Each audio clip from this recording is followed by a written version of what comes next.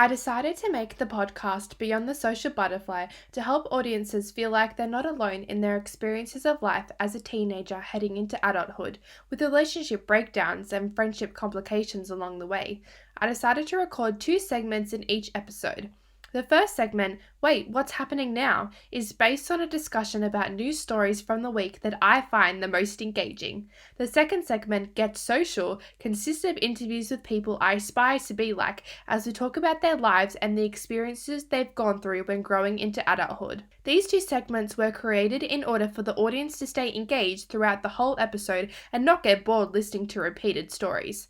I decided to produce a podcast rather than another type of public forum, as I listen to podcasts all the time due to their convenience, and hopefully the audience is also able to listen to this podcast when only sound is available to them. I started making the podcast and posting it in public for everyone to see and send feedback on. I currently have 2 episodes that are public on SoundCloud. Alongside this, I also have a blog and an Instagram page where I actively engage with my audience, post regularly, and promote my podcast. Episode 1, To Career or Not to Career.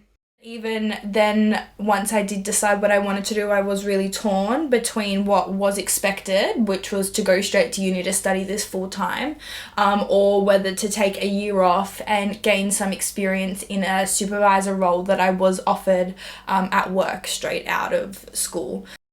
Episode 2, What even is a timeline? I've never really been a person that's been dependent on people, even when I was little. Probably my brother's probably the only person I've really ever been dependent on. So I think, it just kind of made me even more of an independent person. So I don't have to depend on my boyfriend for life. We can just be independent together. My podcast didn't change too much from reflecting on consumer feedback, as audiences liked all content of the episodes so far, and from both episodes I currently have 116 plays.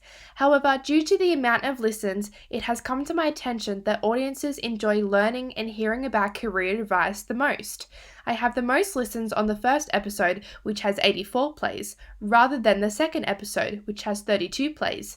This suggests listeners are more interested in learning more about career choices than lifestyle changes. When reflecting on why more people have listened to the career episode than the other one, I have come to the conclusion that due to my audience being majority young adults, they are more interested and curious about career choices, perhaps in hopes to steer them in a new career direction themselves. From this discovery, I have decided to try and link back to a career aspect in all future episodes that emerge.